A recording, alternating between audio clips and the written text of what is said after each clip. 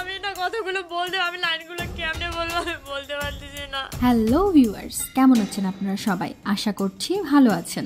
ঢালিউডের সবচেয়ে বেশি সমালোচিত এবং চর্চিত নায়িকার নাম হচ্ছে পরীমণি। ঢালিউড নিয়ে কথা হবে আর পরীমণির নাম আসবে না এমন কখনো হতেই পারে না। তার চলচ্চিত্র জীবন থেকে ব্যক্তি জীবন নিয়ে বেশি চর্চিত তিনি।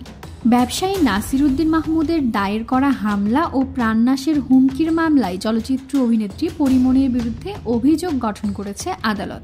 একই সাথে আদালতে উপস্থিত না থাকায় পরীমণির বিরুদ্ধে গ্রেপ্তারি পরোয়ানা জারিরও নির্দেশ দিয়েছে আদালত। আমি আননোন জায়গায় এভাবে নামতে পারি না। ঢাকার চিফ জুডিশিয়াল ম্যাজিস্ট্রেট আদালত আজ রবিবার এই আদেশ দিয়েছেন।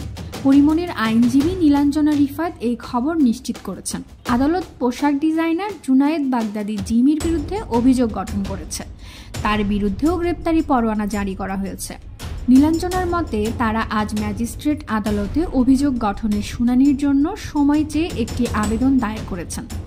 আবেদন খারিজ করে আদালত অভিযোগ গঠন করেছে এবং পরীমণির আদালতে উপস্থিত না থাকায় পরোয়ানা জারি করেছে। সাম্প্রতিক বছরগুলোতে পরীমণি বেশ কয়েকটি আইনি প্রক্রিয়ার মুখোমুখি হয়েছেন, যার মধ্যে একটি মাদক মামলাও রয়েছে, যেখানে হাইকোর্টের রায় দিয়েছে যে বিচার চলবে।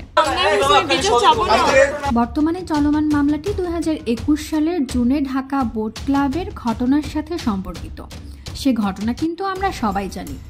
পরীমণি নাসিরুদ্দিন মাহমুদ এবং অন্যান্যদের বিরুদ্ধে ধর্ষণ ও হত্যা চেষ্টার অভিযোগ এনেছিলেন। এর প্রক্রিয়ায় নাসিরুদ্দিন তার বিরুদ্ধে পাল্টা মামলা দায়ের করেন, যেখানে হামলা ও ভয় দেখানোর অভিযোগ আনা হয়েছে। তো চলুন দেখা যাক এই মামলাটি শেষ পর্যন্ত কোথায় গিয়ে থাকে এবং কার পক্ষে রায় হয়। বিনোদনের নতুন নতুন সব নিউজ পেতে আমাদের পেজে চোখ রাখুন, আমাদের চ্যানেলটি সাবস্ক্রাইব করুন।